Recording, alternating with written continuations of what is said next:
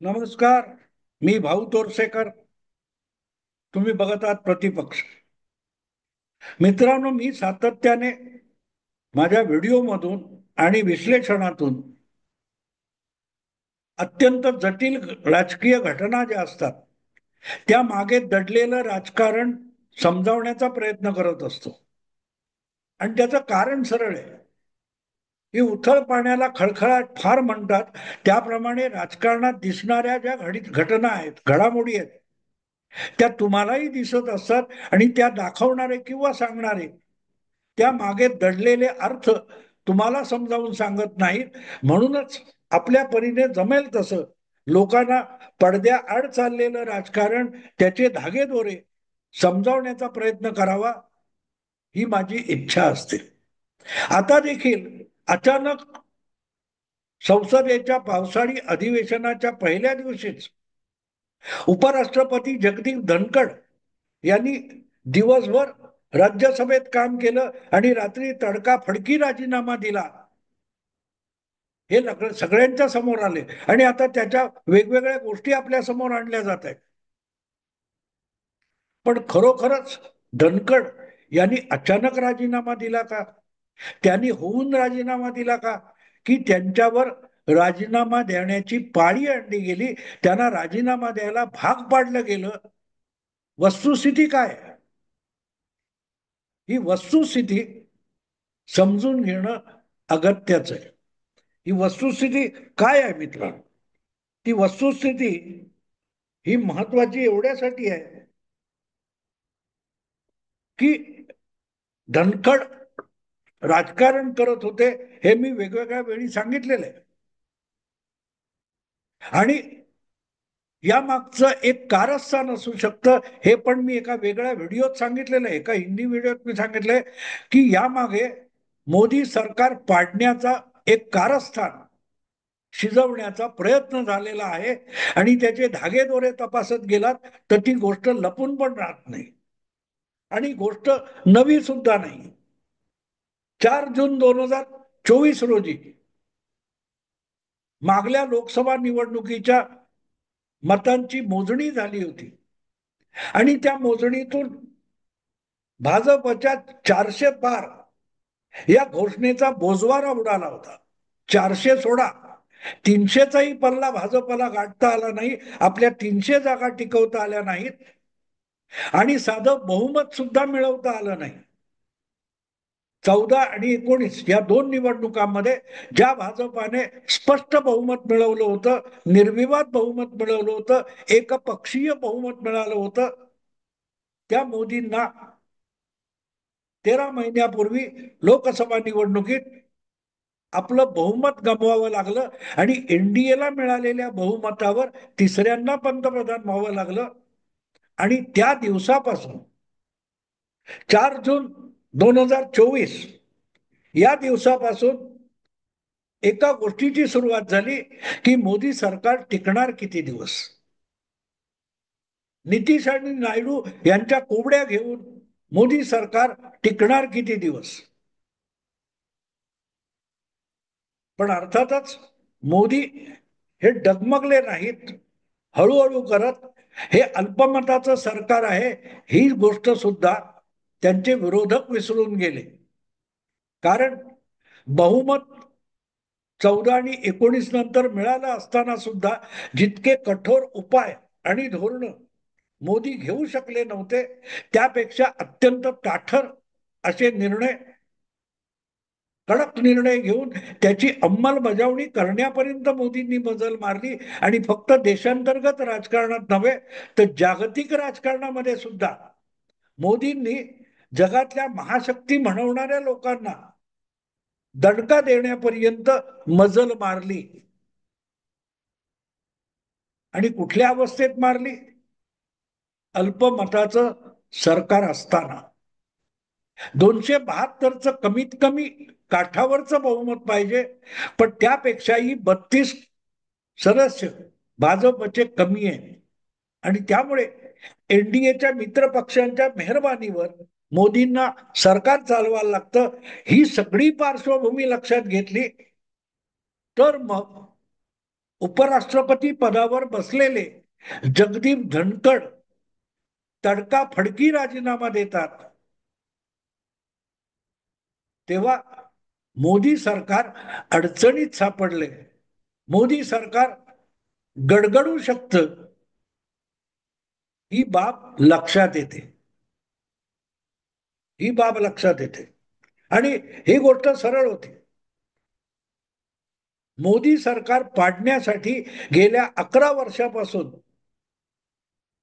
काँग्रेस आणि सगळे विरोधक आणि माध्यमात बसलेले सेक्युलर संपादक, जगातल्या इतर डीप स्टेट वगैरे काय म्हणतात, हे सगळी मंडळी मोदी सरकार पाडायला आटोकाट प्रयत्न करतायत.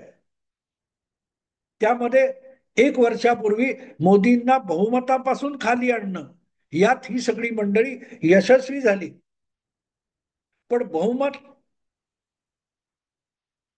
ही मोदींची लंगडी बाजू असू शकत नाही. मी वारंवार एक आठवण करून देत असतो की अमेरिकेचा जो 7वा अध्यक्ष होता, त्याचं जे वाक्य आहे, one man with a courage makes a majority. ज्या माणसाकडे हिंमत आहे तो माणूस म्हणजेच बहुमत असतं. त्याला बहुमताच्या आकड्यासाठी लाचार राहावं लागत नाही आणि मोदींकडे तेवढं साहस आहे. आजवरचे सगळे पंतप्रधान असतील, मुख्यमंत्री असतील, सत्ता चालवणारे असतील, त्यांच्यामध्ये आणि मोदींमध्ये एक फरक आहे की सरकार वाचवण्यासाठी, सत्ता वाचवण्यासाठी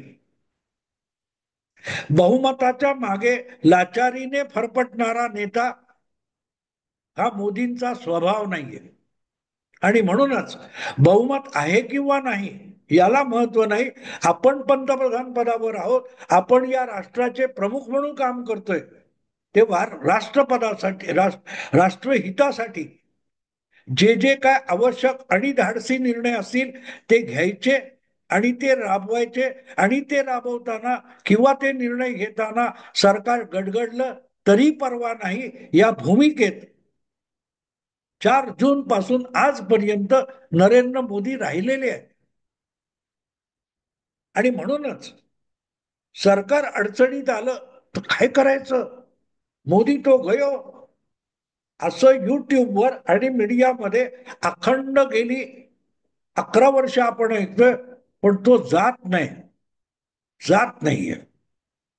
पण अशी परिस्थिती आता जगदीप धनखड यांच्या राजीनाम्याने निर्माण केली होती. आणि उपराष्ट्रपती राजीनामा देतो किंवा त्याचा तडकाफडकी राजीनामा घेतला जातो, तेव्हा देशांतर्गत राजकारण कमालीचं नाजूक झालेलं असतं. संसदेचं अधिवेशन चालू आहे, इतर वेळची गोष्ट वेगळी आहे. पण ज्या वेळेला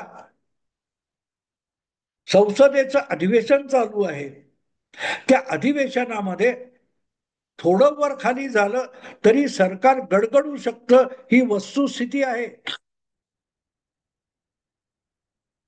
ती वस्तुस्थिती आहे.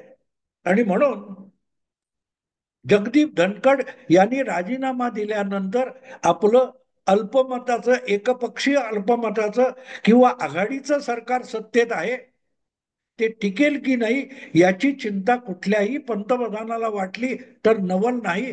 पण मोदी हे त्या पठडीतले पंतप्रधान नाही आणि तिथेच मोठा फरक पडतो. आणि म्हणून ती बाब राजकारणातली समजून घेण्यासारखी आहे की आपल्या सरकारचं होणार काय.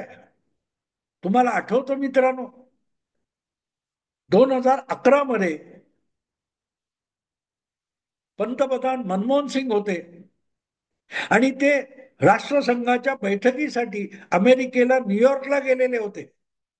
अशा वेळेला त्यांच्या मंत्रिमंडळाने एक अध्यादेश काढलेला होता, एक ठराव संमत केला होता मंत्रिमंडळाने आणि राष्ट्रपतींच्या मंजुरीसाठी पाठवलेला होता. आणि त्यावरून भारतीय मीडियामध्ये अतिशय धुमाकूळ चाललेला होता. सुप्रीम कोर्टाने एक निर्णय दिला होता की ज्या ज्या राजकीय नेत्यांचे कोर्टामध्ये त्यांच्या विरोधात निकाल लागला असेल आणि 2 वर्षापेक्षा अधिक शिक्षा ज्यांना झालेली असेल, त्यांची निवड तत्काळ रद्द करायची, अपिलात गेलोय म्हणून थांबायचं नाही, ते तात्काळ अपात्र ठरवून त्यांच्या निवडून आलेल्या पदातून त्यांना मुक्त करावं, असा निकाल सुप्रीम कोर्टाने दिलेला होता. तो निकाल रोखून अपिलात फायनल निकाल येईपर्यंत कोणालाही अपात्र ठरवलं जाऊ नये असा अध्यादेश, म्हणजे कायद्यात बदल करणारा अध्यादेश पारित करून मनमोहन सिंग अमेरिकेला गेलेले होते. त्याच्यावर राष्ट्रपती म्हणून प्रणब मुखर्जींची सही होणं बाकी होतं. अशा वेळेला जे काही विरोधी पक्षांनी काहूर माजवलेलं होतं, त्यावेळेला अजय माकन हे काँग्रेसचे नेते प्रवक्ते एक पत्रकार परिषदेमध्ये पत्रकारांना हा अध्यादेश कसा योग्य आहे समजावत होते. अचानक राहुल गांधी तिथे पोहोचले आणि त्यांनी हा अध्यादेश अत्यंत फडतूस आहे, तो फाडून कचऱ्याच्या टोपलीत फेकून द्यायला पाहिजे असं मत व्यक्त केले आणि गेले आणि सगळं चित्र पालटलं. मनमोहन सिंग यांची अक्षरशः जगभर छिथू झाली. शेवटी मनमोहन सिंग यांनी न्यूयॉर्क मधून सोनिया गांधींना फोन केला आणि गयावया केल्या की निदान मी परदेशात असताना तरी मला इतकं अपमानित करू नका. हे खाजगीत बोलले असते राहुल गांधी चाललं असतं, पण जेवढ्या जाहीरपणे केल्यानंतर इकडे जगभर भारताच्या पंतप्रधानाची छिथू चालू आहे, नाचक्की चालू आहे, अशी नाराजी मनमोहन सिंगांना व्यक्त करावी लागली होती. का? बहुमताचं सरकार नव्हतं, आघाडीचं सरकार होतं आणि त्यात राहुल गांधी यांच्यासाठी तो फुटबॉल होता. पंतप्रधान किती घाबरलेला असू शकतो याचा नमुना म्हणून मनमोहन सिंगांकडे बघता येईल. आणि आज नरेंद्र मोदी यांच्याकडे सुद्धा स्वपक्षीय बहुमत नाहीये, त्यांना सुद्धा एनडीए या आघाडीचं सरकार आणि पंतप्रधान म्हणून काम करावं लागतंय. पण मनमोहन सिंग हे त्यावेळेला असे लढत होते की नवाज शरीफ सारख्या पाकिस्तानच्या पंतप्रधानाने भारत आणि पाकिस्तानच्या पत्रकारांसमोर खिल्ली उडवली होती. काय म्हणे, भारताचा पंतप्रधान आहे, पाणवठ्यावर एखादी सासूरवाशीण आपल्या सासूने केलेल्या त्रासाची रडगाणी गाते, तसा भारताचा पंतप्रधान न्यूयॉर्कमध्ये येऊन रडतोय, अशी खिल्ली नवाज शरीफ यांनी उडवलेली होती. हे मी एवढ्यासाठी सांगतोय की बहुमतासाठी अगतिक असलेले मनमोहन सिंग आणि दुसरीकडे बहुमत नसताना आणि उपराष्ट्रपतींच्या राजीनाम्याने राजकारणाची परिस्थिती नाजूक झालेली असताना नरेंद्र मोदी काय करतायत, पंतप्रधान नरेंद्र मोदी काय करतायत, अचानक हा राजीनामा झाल्यानंतर सरकार टिकेल का, काय गडबड होईल, संसदेचं अधिवेशन चालू आहे, आपल्या सरकारला डळमळीत करायची परिस्थिती येईल का, याची फिकीर नरेंद्र मोदींनी केली नाही. जगदीप धनखड यांच्या राष्ट्रपती पदाच्या राजीनाम्यानंतर नरेंद्र मोदी आपल्या ठरलेल्या कार्यक्रमानुसार ब्रिटन आणि मालदीवच्या दौऱ्यावर निघून गेले. लंडनला त्यांचं भव्य स्वागत झालं. मग त्यांनी इंग्लंड, ब्रिटन आणि भारत यांच्यातला जो काही तो व्यावहारिक आणि आयात निर्यात विषयक व्यापाराचा करार केला. तिकडून ते मालदीवला गेले. भारतात काय घडतंय, आपलं सरकार धोक्यात आहे का, आपलं सरकार गडगडेल का, याची तसूभर देखील चिंता पंतप्रधानांना नव्हती. हे त्यांच्या दोन्हीकडल्या भाषणातून आणि वागण्यातून आणि देहबोलीतून साफ साफ दिसत होतं. पण हा फक्त मोदींच्या कौतुकाचा विषय नाहीये. पंतप्रधान नरेंद्र मोदी ज्या आत्मविश्वासाने उपराष्ट्रपतींच्या तडकाफडकी राजीनाम्यानंतर सुद्धा देशाबाहेर जातात, दौऱ्या विदेश दौऱ्यावर जातात, तेव्हा आपल्या पदाविषयी आणि बहुमताविषयी नाही, तर आपल्या साथी सवंगड्याविषयी मोदींच्या मनात असलेला आत्मविश्वास दुर्गोचर होत. जे काय प्रकरण धनखड यांच्या राजीनाम्यामुळे निर्माण झालेलं आहे, जे काय राजकारण विचलित झालेलं आहे, ते सोडवण्यासाठी आपण पर्सनली हजर असण्याची गरज नाही, हा तो आत्मविश्वास आहे. आणि त्यापेक्षा मोठा विश्वास जे. पी. नड्डा, अमित शहा आणि इतर जे त्यांचे आज सरकारमधले किंवा पक्षातले सहकारी आहेत, ते देशामध्ये काही घटनात्मक पेच प्रसंग निर्माण झाला, बहुमताचा प्रश्न निर्माण झाला, राजकीय विकृती निर्माण झाली, तर ही आपली सहकारी मंडळी सहजगत्या ते हाताळू शकतील, हा आत्मविश्वास आणि सवंगड्यांवरचा विश्वास मोदींच्या या कृतीतून व्यक्त होतो. प्रत्येक गोष्टीत मोदी असल्याशिवाय होणार नाही, असं भाजपचं नेतृत्व, आजच्या सरकारचं नेतृत्व एक खांबी उरलेलं नाही.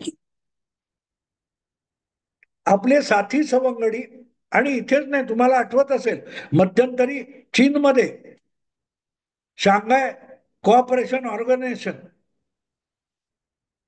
याच्या बैठकीला राजनाथ सिंग गेले होते, अजित डोभाल गेले होते, ते डोळे वटारून दाखवत आले. मोदींना डोळे वटारण्याची गरज उरली नाही. राजनाथ सिंग ते हाताळू शकतात, जयशंकर हाताळू शकतात, हा आत्मविश्वास आहे. मोदींनी आपल्या साथी सवंगड्यांना किती सशक्त करून ठेवलंय याचा पुरावा मिळतो. गेल्या काही वर्षामध्ये तुम्ही बारकाईने अभ्यासलं तर एक गोष्ट दिसेल की मोदींना देशांतर्गत राजकारणामध्ये, संसदीय राजकारणामध्ये फारसं लक्ष घालावं लागत नाही. निवडणुकीच्या वेळेला मोदींना एक चेहरा म्हणून पुढे करतात. मोदी लोकप्रिय आहेत, त्यांना भाषणासाठी जागोजागी घेऊन नेलं जातं. पण प्रत्यक्षात राज्यातलं राजकारण असो किंवा केंद्रातलं राजकारण असो, संसदेच्या आतलं राजकारण असो, संसदेच्या बाहेरचं राजकारण असो, हे अमित शहा, नड्डा, राजनाथ सिंग, गडकरी ही सगळी मंडळी मोठ्या शिताफीने हाताळत असतात. त्यासाठी उठले धावले मोदींकडे असं होत नाही.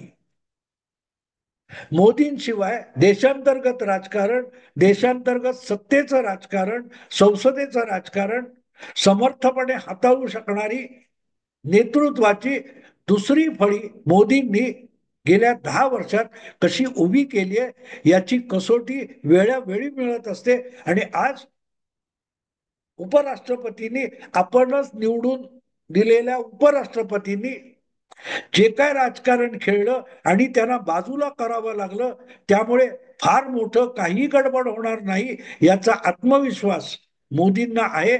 याचं कारण त्यांचे सवंगडी, त्यांचे सामर्थ्यशाली झालेले सवंगडी, हे त्याचं कारण आहे. भाजप हा किती जबाबदार नेत्यांचा पक्ष झालेला आहे याचा पुरावा यातून मिळतो. देशाचं सरकार चालवताना आणि देश चालवताना किती आत्मविश्वास असलेले सवंगडी सोबत असायला पाहिजेत, त्याचं एक प्रकारे मोदींनी धनखडच्या निमित्ताने घडवलेलं हे प्रात्यक्षिक आहे. असे किती लोक मनमोहन सिंगांच्या सोबत होते, असे किती लोक राहुल गांधींच्या सोबत आहेत. म्हणून या विषयामध्ये बहुमताची भीती नाही, हा मोदींचा आत्मविश्वास आहे. त्यापेक्षाही त्यांच्या सवंगड्यांचा, मोदींशिवाय आपण हे विषय हाताळू शकतो, हे कर्तृत्व जे त्यांच्या सवंगड्यांनी या निमित्ताने दाखवलंय, त्यांचीही पाठ थोपटली गेली पाहिजे. लोकशाहीमध्ये भले एक नेता लोकप्रिय असेल, पण त्याच्या लोकप्रियतेवर काय तो उभा असलेला पक्ष त्याच्या नंतर त्याच्या अनुपस्थित ढासळतो. ते भाजपचं होणार नाही. कारण भाजपमध्ये आता दुसरी फळी समर्थपणे उभी राहिली आणि दुसरी फळी तिसऱ्या पिढीचं नेतृत्व सुद्धा अतिशय चातुर्याने उभं करते आहे. ही बाब लक्षात घेण्यासारखे. राजकारण सगळ्यात मोठं आहे की धनखड यांचा राजीनामा महत्वाचा नाही. त्या राजीनाम्यातून जो पेच प्रसंग निर्माण होतो, तो पेच प्रसंग सोडवण्यासाठी, हाताळण्यासाठी मोदींना इथे अडकून पडावं लागलं नाही. मोदी निर्धास्त मनाने 4 दिवसाच्या विदेश दौऱ्यावर गेले, किंचितही मनात फिकीर न करता गेले आणि त्यांच्या साथी सवंगड्यांनी ही परिस्थिती यशस्वीरित्या हाताळली. हे या सगळ्या राजकारणात समजून घेण्यासारखं सगळ्यात मोठं प्रकरण आहे. बघू आता पुढे काय धनकडाने होतं, पण ही बाजू लक्षात घेतली तर मोदी अल्पमतात देखील समर्थ का आहेत त्याचं उत्तर मिळतं. मित्रांनो, आता इथेच थांबतो. आवडलं लाईक करा, शेअर करा आणि प्रतिपक्षाला सबस्क्राईब करा. नमस्कार.